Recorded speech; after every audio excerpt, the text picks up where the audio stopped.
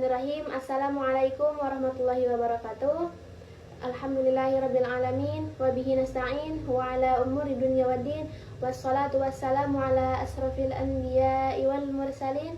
Wa ala alihi wa sahbihi ajma'in. Amma ba'd. Saya Mira Solihatuz Zahra dari Prodi Pendidikan Agama Islam kelas 3C semester 3. Video ini merupakan bagian dari tugas UAS dari mata kuliah Ilmu Pendidikan Islam yang diampu oleh Bapak Dr. Manpan Derajat MAG. Baik, di sini saya akan membahas 8 materi seputar pendidikan agama Islam yang telah dipelajari. Mulai dari dikotomi pendidikan Islam, kemudian peran guru dan keluarga, hingga tantangan global yang akan dihadapi. Baik, pembahasan yang pertama yaitu dikotomi pendidikan Islam. Pendidikan Islam seringkali dihadapkan pada dikotomi antara ilmu agama dan ilmu umum. Padahal dalam pendidikan Islam keduanya merupakan kesatuan yang tidak terpisahkan. Maksudnya ilmu agama akan menjadi landasan moral dan spiritual, sementara ilmu umum menjadi sarana untuk mengembangkan potensi manusia dan juga memanfaatkan alam semesta. Dikotomi ini seharusnya tidak lagi menjadi penghalang bagi kemajuan pendidikan Islam pada saat ini. Penting untuk diingat, pendidikan Islam yang ideal adalah pendidikan yang mengintegrasikan kedua jenis ilmu ini secara harmonis. Tujuannya adalah untuk menghasilkan individu yang tidak hanya ahli dalam ilmu agama, tetapi juga memiliki pengetahuan dan keterampilan yang relevan dengan tuntutan zaman. Baik, sekarang lanjut ke materi yang kedua, yaitu peran guru dan kedudukannya di sekolah. Guru memiliki peran sentral dalam pendidikan Islam.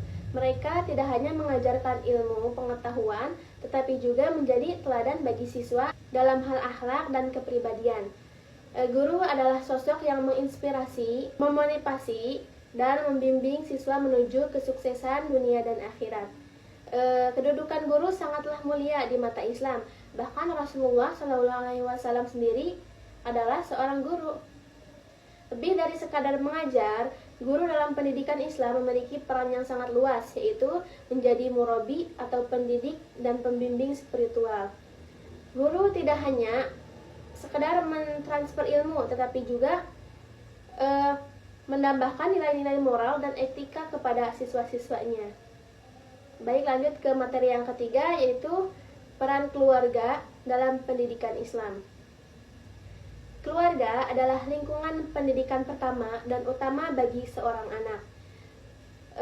Pendidikan Islam yang kuat dimulai dari keluarga yang harmonis, religius, dan berakhlak mulia. Orang tua memiliki tanggung jawab besar dalam menanamkan nilai-nilai Islam kepada anak-anak sejak dini. Pendidikan keluarga yang baik akan menjadi bekal bagi anak dalam menghadapi tantangan hidup. Kemudian keterlibatan orang tua. Pendidikan Islam yang efektif membutuhkan keterlibatan aktif dari orang tua. Orang tua harus menjadi contoh yang baik bagi anak-anak mereka dalam hal perilaku, ucapan, dan ibadah. Selanjutnya materi yang keempat, yaitu pengaruh lingkungan pendidikan Islam. Lingkungan pendidikan Islam yang kondusif akan sangat memengaruhi perkembangan kepada karakter siswa. Lingkungan yang islami akan menciptakan suasana yang positif, kemudian saling menghormati dan menjunjung tinggi nilai-nilai moral. Sekolah dan masyarakat yang baik akan mendukung terciptanya generasi muda yang beriman, berilmu, dan juga berakhlak mulia. Kemudian lingkungan pendidikan Islam harus dirancang sedemikian rupa hingga mendukung perkembangan siswa secara holistik, baik dari segi intelektual, kemudian emosional, dan spiritual.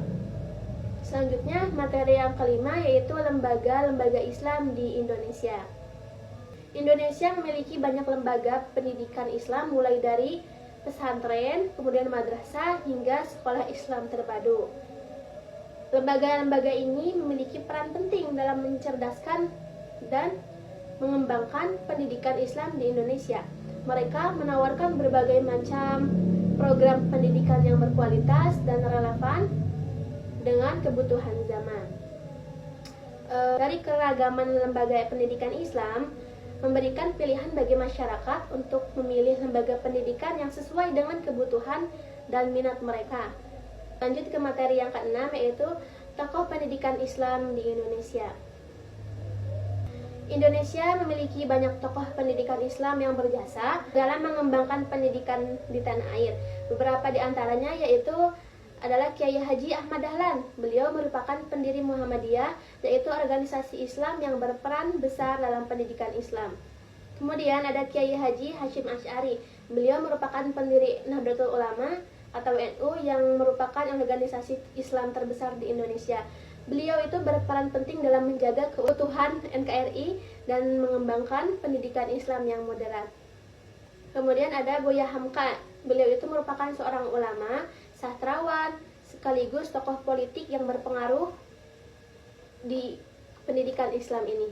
Beliau dikenal sebagai pemikir Islam yang visioner dan memberikan kontribusi besar dalam pendidikan dan pemikiran Islam di Indonesia. Baik teman-teman, kita dapat belajar banyak dari keteladanan para tokoh pendidikan Islam dalam hal semangat, dedikasi, dan juga kontribusi mereka terhadap kemajuan pendidikan Islam. Lanjut materi yang ketujuh, yaitu tokoh-tokoh pendidikan Islam di dunia. Dunia Islam juga memiliki banyak tokoh pendidikan yang terkenal seperti Ibnu Sina, Al-Khwarizmi, dan Al-Ghazali. Sekilas tentang Ibnu Sina. Ibnu Sina itu merupakan seorang dokter, filosof, dan ilmuwan yang karyanya berpengaruh besar dalam dunia kedokteran, juga filsafat. Beliau juga memberikan kontribusi dalam pengembangan pendidikan Islam. Selanjutnya ada Al-Khwarizmi. Beliau merupakan seorang ilmuwan muslim yang dikenal sebagai Bapak Al-Jabar dan penemu algoritma. Al-Khwarizmi juga dikenal sebagai ahli astronomi, kemudian geografi, dan juga sejarah. Karyanya telah diterjemahkan ke dalam bahasa Latin dan menjadi dasar bagi perkembangan ilmu pengetahuan di Eropa. Kemudian ada Imam Al-Ghazali. Beliau merupakan filosof dan teolog terkemuka yang karyanya Ihya Ulumuddin masih dipelajari hingga saat ini. Beliau memberikan kontribusi besar dalam pengembangan tasawuf dan pendidikan Islam. Baik teman-teman, mereka adalah ilmuwan-ilmuwan muslim yang memberikan kontribusi besar terhadap bidang sains, matematika, filsafat, dan agama. Karya-karya mereka telah menjadi rujukan penting bagi perkembangan ilmu pengetahuan hingga saat ini. Tokoh-tokoh pendidikan Islam di dunia telah memberikan kontribusi yang sangat besar terhadap peradaban manusia. Karyanya telah menjadi inspirasi bagi pengembangan ilmu pengetahuan dan teknologi. Selanjutnya ke materi yang terakhir, yaitu tantangan global bagi pendidikan Islam kontemporer. Pendidikan Islam di era global menghadapi berbagai macam tantangan seperti globalisasi, kemudian modernisasi, dan juga perkembangan teknologi pendidikan. Pendidikan Islam harus mampu beradaptasi dengan perubahan zaman tersebut tanpa kehilangan jati dirinya. Pendidikan Islam harus mampu menghasilkan lulusan yang tidak hanya menguasai ilmu agama, tetapi juga ilmu umum dan teknologi, sehingga kita mampu bersaing di era global ini. Selanjutnya ada solusi dan tantangannya. Pendidikan Islam itu harus berinovasi dan juga mengembangkan kurikulum yang relevan dan dengan kebutuhan zaman. Selain itu, pendidikan Islam juga harus memperkuat nilai-nilai moral dan etika agar generasi muda tidak tergerus oleh dampak negatif globalisasi. Baik, demikianlah pembahasan saya mengenai pendidikan agama Islam. Semoga informasi ini dapat bermanfaat bagi kita semua.